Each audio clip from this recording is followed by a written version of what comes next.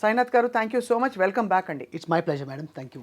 Trump కూడా welcome back అని చెప్పాలా లేదా అర్థం కావట్లేదు. బికాజ్ ఆల్రెడీ రావడం మనకి బర్త్ రైట్ సిటిజన్షిప్ వద్దని తీసేయడంతో పాటు చాలా విధానాలు ఆయన ప్రవేశపెడతారు.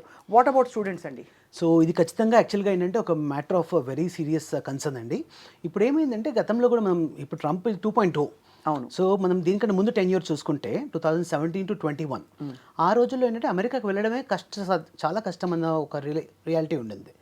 ఆ తర్వాత బైడెన్ ఎప్పుడైతే వచ్చారో అప్పుడు మనకి ఏంటంటే తెలుగు వాళ్ళకి, ఇండియన్స్కి ముఖ్యంగా వీసాలు అనేది యాక్చువల్గా 22, 23, 23, 24 ఈ 2 సంవత్సరాల్లో అమెరికా ఇచ్చిన వీసాలు ప్రపంచంలో ఏ దేశం ఇవ్వాల.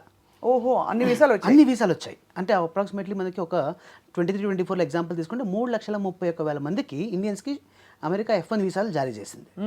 సో ఇంత పెద్ద మొత్తంలో మన స్టూడెంట్స్ వెళ్ళడం చాలా ఆనందదాయకం.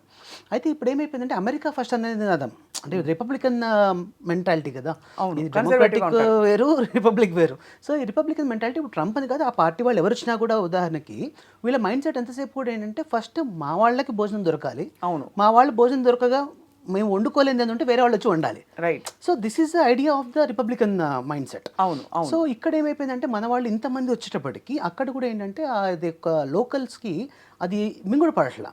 ఇప్పుడు మన వాళ్ళు వెళ్ళిన వాళ్ళు కూడా చాలా హ్యాపీగా మంచి జాబ్స్ చేస్తున్నారు. H1Bలు, ఆ H1B వచ్చిన తర్వాత యావరేజ్ శాలరీ వచ్చే $70,000 సంవత్సరానికి వాళ్ళ ఆదాయం ఉంటే మన తెలుగు వాళ్ళకి సగటున $1,00,000 నుంచి $130,000 ఉంటుంది. అవును. సో అది వాళ్ళకు ఒక కడుపు మంట. ఇప్పుడు ఏమైందంటే దీన్ని ట్రంప్ వచ్చేటప్పటికి ఎందుకు వాళ్ళే చేయాలి, మన వాళ్ళు చేయలేరా? అవును. సో వాళ్ళంటూ లేకపోతే అప్పుడు మన వాళ్ళకి అవకాశాలు వస్తాయి కదా. సో ఇదొక వాళ్ళ రాడికల్ మైండ్ సెట్ అనే వర్డ్ మనం వాడచ్చో లేదో తెలియదు కానీ, but this is the mindset of the present government there. Right. So దీని విషయంలో వచ్చేటప్పుడు స్టూడెంట్స్కి ముఖ్యంగా ఇంపాక్ట్ వచ్చేది ఏంటంటే మనకి అమెరికా చదువులు అంటే అది ఆషామాషిగా అయ్యేది కాదు. అంటే ఎవరికైతే స్టూడెంట్కి 100% స్కాలర్షిప్ వస్తుందో వాళ్ళకి వెళ్ళడంలో ఎటువంటి ఇబ్బంది లేదు.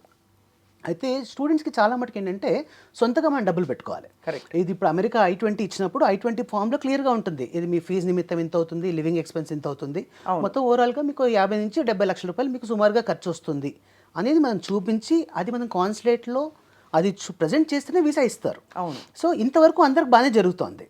కానీ వాస్తవానికి రియాలిటీ వచ్చేటప్పటికి ఏమవుతుందంటే మనకు 190 మంది స్టూడెంట్స్కి ఒక first semester or second semester వరకు మనం ఫండ్స్ అరేంజ్ చేసుకోవడం ఆర్ ఎడ్యుకేషన్ లోన్ ద్వారా తీసుకోవడం.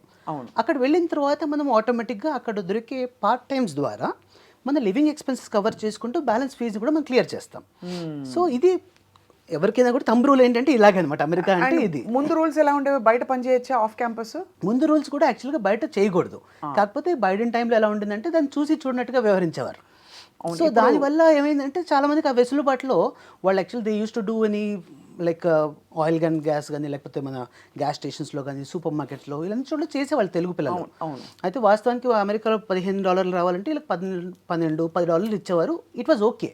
అయితే ఇప్పుడు ఎలా అయిపోయిందంటే ఇప్పుడు ఆ వర్క్ చేస్తుండగా ఎవరైనా నిఘా సంస్థలు వచ్చి వాళ్ళని పట్టుకుంటే వాళ్ళని నేరుగా డిపోటేషన్ ఆర్ డిపోటేషన్ మించి క్యూబాలో ఉన్నటువంటి వాళ్ళకు ఒక స్పెషల్ జైలు ఉంది, 30,000 మంది పెట్టగలిగే కెపాసిటీ తోటి.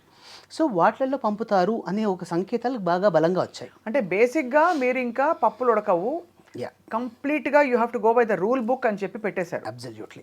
సో మనం లాఫుల్గా మనం ఉండి మనం ఆల్రెడీ ఫైనాన్షియల్గా ధనికంగా ఉండి పర్లేదు, మనకి 2 ఏళ్ళు పార్ట్ టైం జాబ్ లేకపోయినా పర్లేదు, మన ఫీజు మనం సొంతగా అరేంజ్ చేసుకోగలుగుతాము అనుకుంటే కనుక ఖచ్చితంగా ఈరోజు కూడా అమెరికా ఒక మంచి దేశం అండి. Very very good. ఎస్.